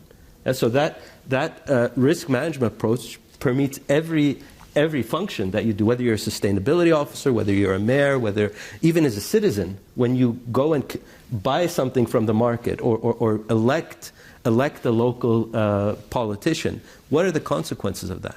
Yeah. For me, on my environment, not only the climate change, but on my environment as a whole, whether it's political, whether it's financial, and what the impact of the environment is on me. Now, the problem is we think short term as humans, and we have a high perception of anything that we've experienced in our lives. And David made a good example. He's experienced these floods, and that's why he went and did this. The same with me. I also have a lot of experience, not only natural, but man-made catastrophes, coming from Iraq originally. But you become very, very aware of the risk long-term, and you start thinking in a generational perspective. You think, okay, what are the consequences of my purchasing, my purchasing tendencies, or my vote? Yeah, so you become very active in that sense. So I hope I answered your question. I hope you'll elect me for mayor. but I think it's that story, that common approach and that risk management approach, and think, okay, what the consequences does it have on my environment, and how will that environment impact me further down the road? Thank you. Now, you obviously have an interesting background for a mayor, because you used to work at Zurich Insurance before and you worked with large companies. Is there anything from that experience that you can bring into this mayor position? What can cities, large Asian cities, learn from companies when it comes to becoming resilient?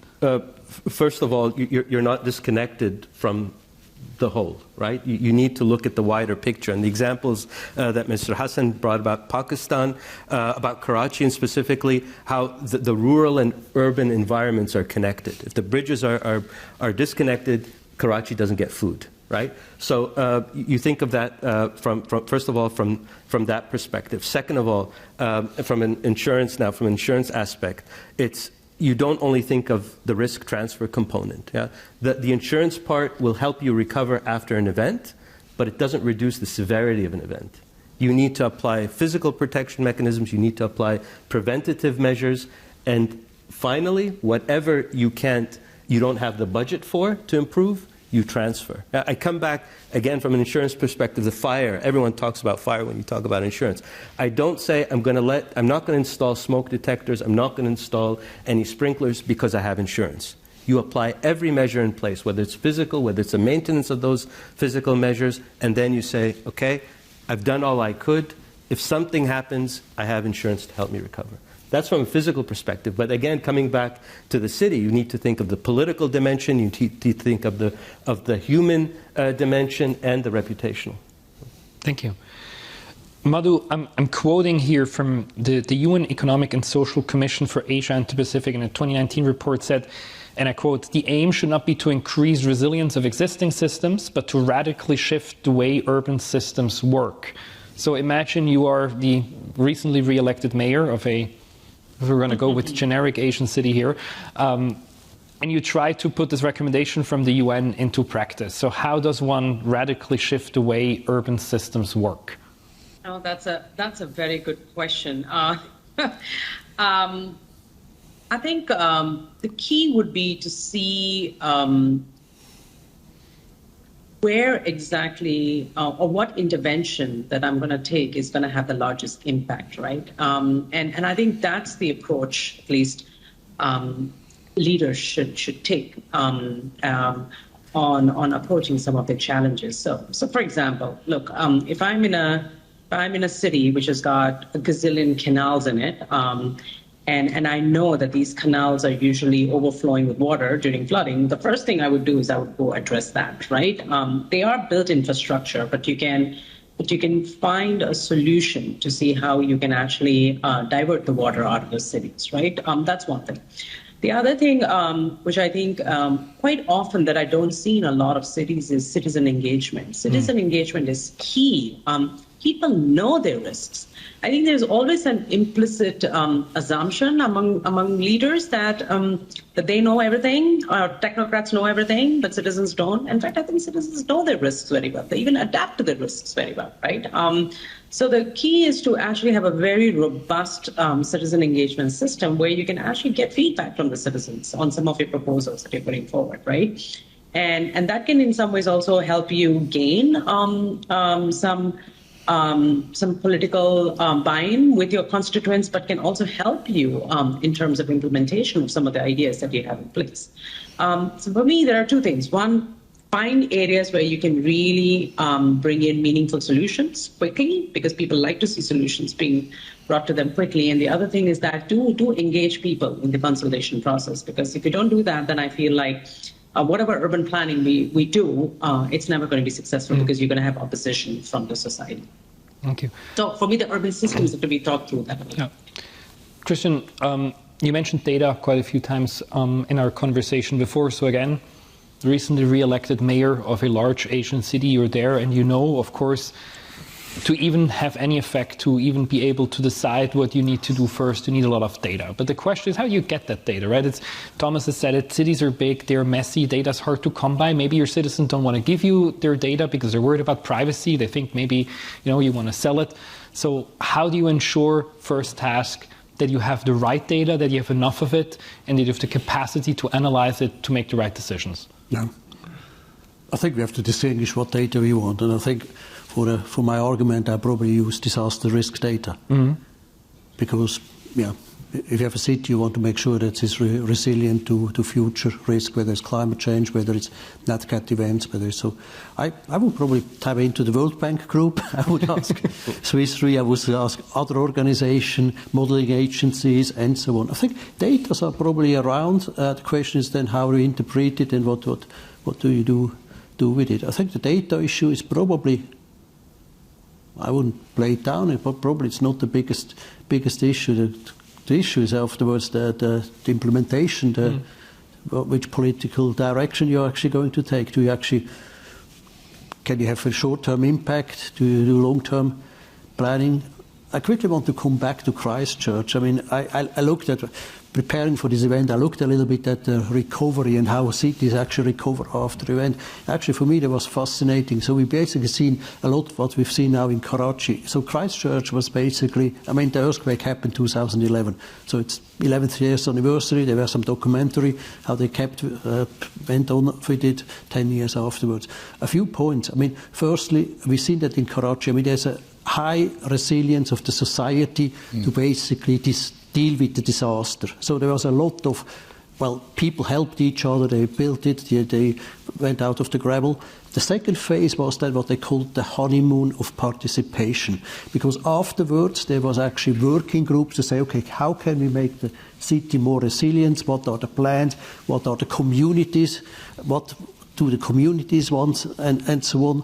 And then the third phase was the phase of delusionalism, because everything took longer, everything was over budget, everything was delayed.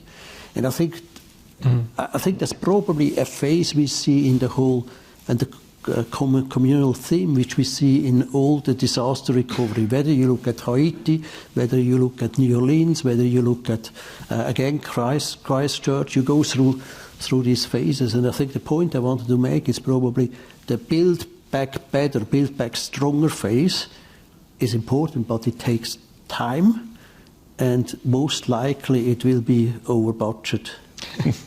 But I think that's a very, I love this term of the honeymoon of participation. I think there's a lot of truth to that, not just in disaster recovery, but generally when we, Madhu said this before, and it's come up a few times today as well, is the community engagement. And I think, again, that's a worthy goal, but we do have to be very mindful of this honeymoon where you see a lot of engagement very early on, but then as soon as things take a little bit longer or are a little bit trickier, then that engagement very, very quickly can dissipate. So that's interesting.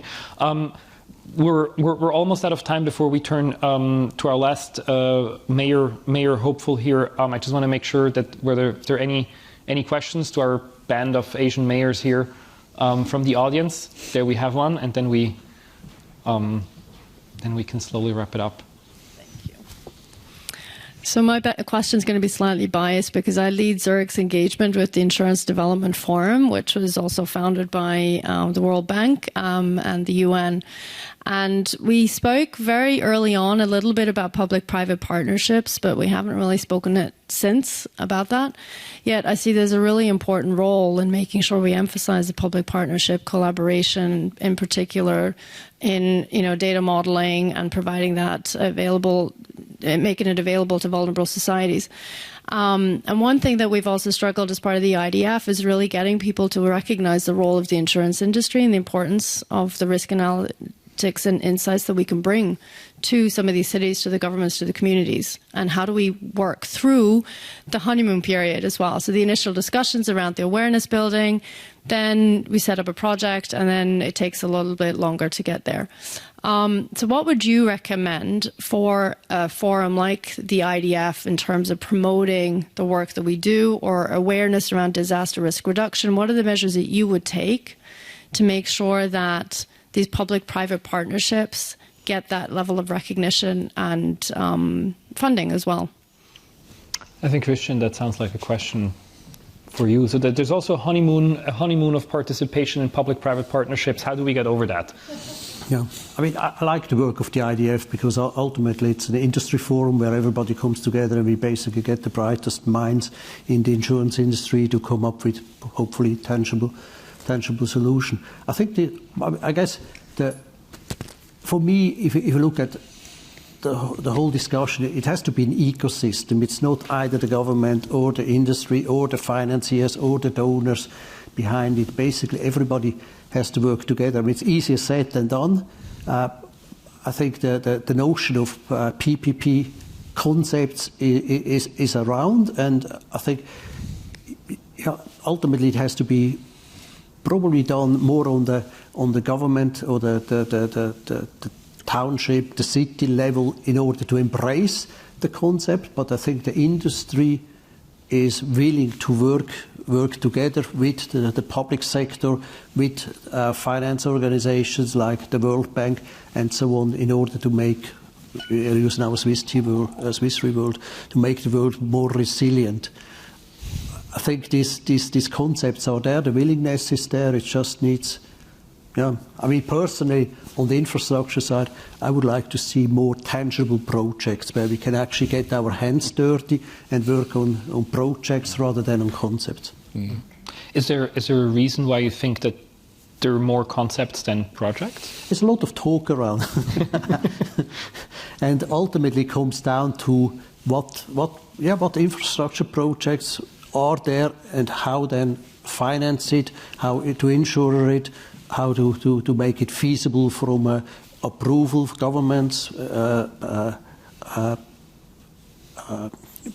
point of view. I think that's really, I mean, high level we all probably share the same vision and the same views, but then I think if it goes into the details, then we have to unlock then the finance or the projects itself.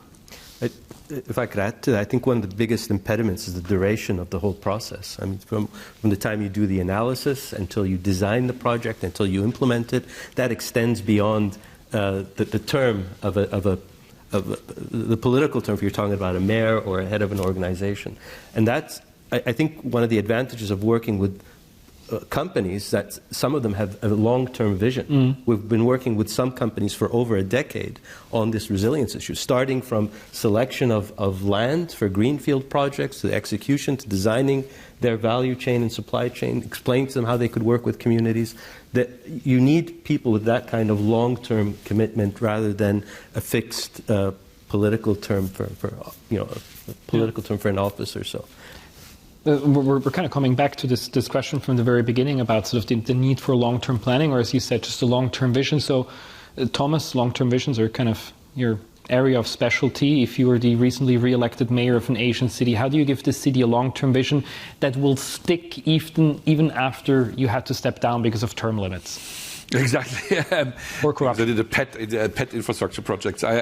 Two things. First of all, I think I like very much your point about the narrative, the story. I think this is very key, and it doesn't mean like you greenwash people or you urban wash people, but I think it is important also to, first of all, cities overall in their history have been seen as very resilient. I mean, cities is one of the probably biggest success stories of humankind, and people come together, and in many, you can ask people in slums in Mumbai or so, it's still much better off, much happier than probably in some rural areas. But anyway, I think story is one thing. The other one is what Madhu said is to recognize what projects, infrastructure projects, resilience projects, structure projects, really, physically really done projects have a huge impact. I mean, we've seen it in Latin American cities. I mean, they had. I mean, don't laugh, but these trams or these cable cars or so had often,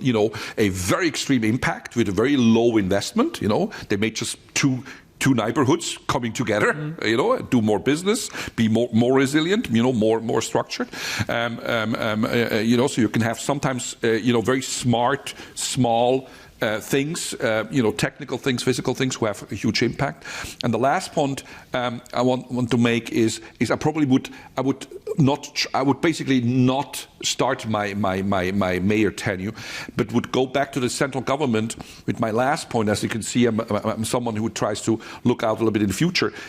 One question is, how did we get here?